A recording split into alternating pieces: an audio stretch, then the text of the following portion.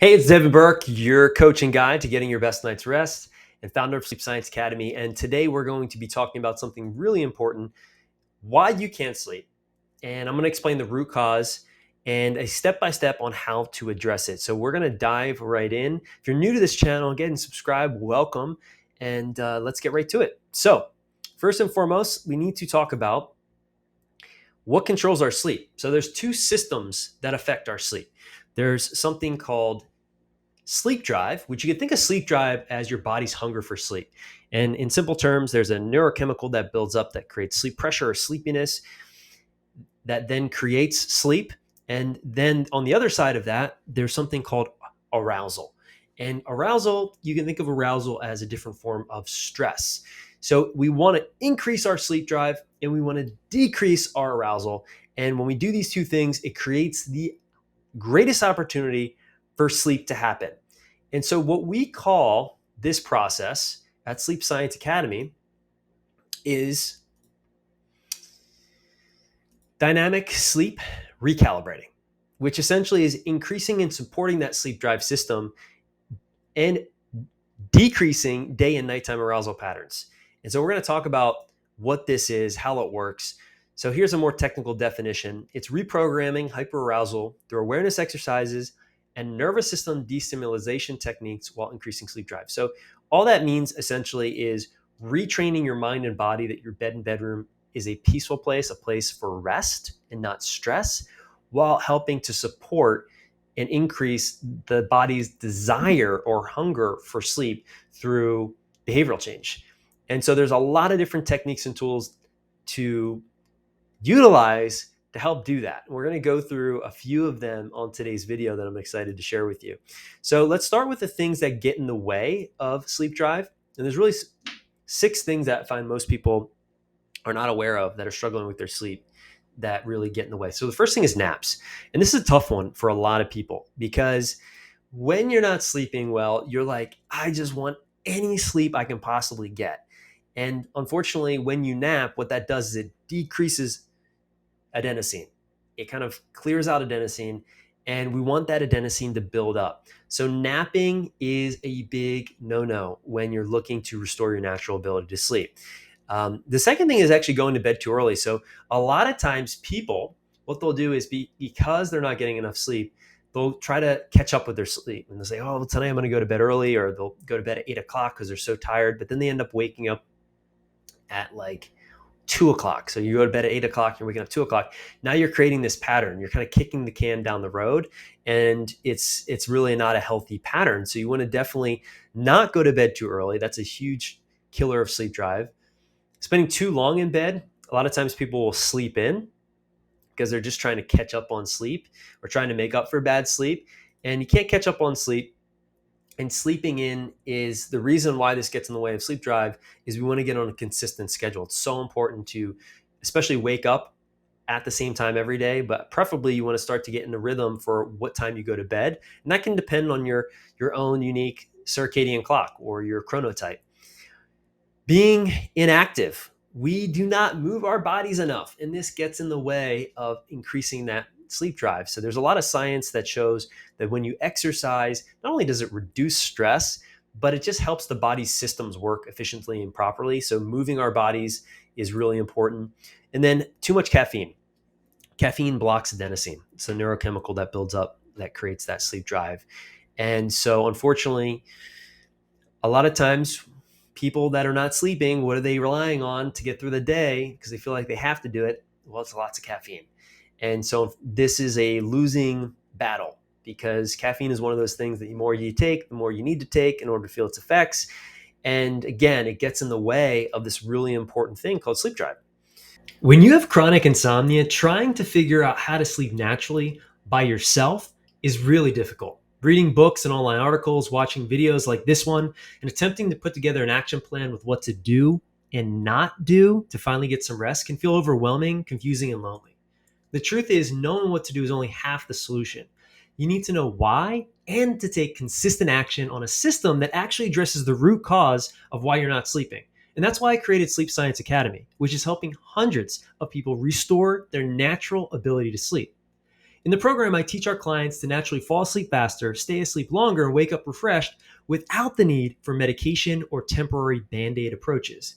The program is a combination of video training modules, office hours to get your questions answered, live group coaching sessions with yours truly, and even one on one coaching support.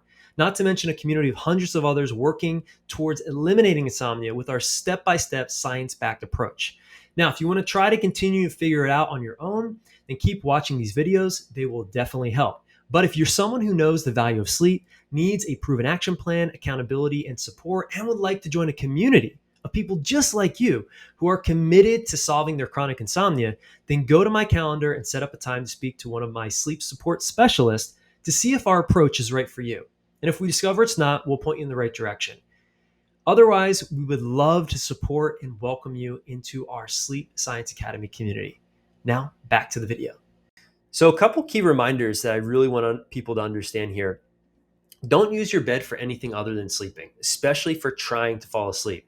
A lot of people, they tell me, well, I'm not doing anything in my bed. I'm only trying to fall asleep in bed. Well, trying to fall asleep is actually doing something. Sleep is a natural biological process that happens when you allow it to happen.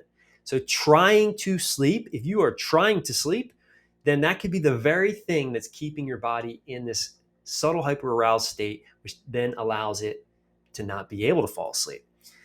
So go to bed when you are sleepy. Only go to bed when you're sleepy. If you're not sleepy, and there's a distinction between being tired and sleepy. We're not going to get into that in this video. But if you're not sleepy, don't go to bed. Because again, it's you're probably going to have a hard time falling asleep, and you're going to condition this hyperarousal loop, which we're going to talk about in just a minute. When you can't fall asleep, get up and go to a place and execute a plan. So have a place and a plan. And remember, your plan is not to get you to fall back asleep. It's rather to create the opportunity for sleep to happen. Sleep cannot be forced. I can't stress this enough. This is something that most people don't understand, because everything else in life, the harder we try at it, the better we get at it. Sleep's one of the few things in life. I guess maybe trying to get pregnant, this could be a similar thing. The harder you try to get pregnant, sometimes it makes it harder to get pregnant. Sleep's the very same way. It's the harder you try, you can't force sleep. It's something that cannot be forced. So I can't stress that enough. If you're in that loop, then really understanding that that's a massive barrier to you actually restoring your sleep is already a huge step in the right direction. So circadian dysregulation happens when your body gets confused. And so this happens from, maybe you're a biological night owl and you're living in a morning person's world, or vice versa. So we're not honoring our natural body clock. You spend too much time in bed and you have inconsistent schedules. These are really common ways of the circadian system to get disrupted. And it's important to understand that if we're not getting enough light during the day, preferably first thing in the morning, our bodies are going to be thrown off. For thousands of years, we didn't live in homes. We had shelters, but we kind of got up with the sun and went to sleep when the sun went down. And so our bodies need the sun, and our bodies need fresh air, and they need to be outside in nature. Most people spend way too much time indoors, and this is a massive barrier for natural sleep. It gets in the way of natural sleep from actually happening. So getting up at the same time each morning is really important. Eating at regular times can help keep the circadian clock healthy, and practicing what I call an indoor sunset. So as the sun starts to set, start to turn off half of your lights in your home. Make it cozy. Make it, use incandescent light bulbs or salt lamps or orange glow. That can help the body start to release melatonin. You want to support that system from happening. So other types of arousal that can happen, lack of daytime rest. It's really important to understand there's a distinction between rest and sleep. So most people, the type of rest that they need the most is actually mental rest.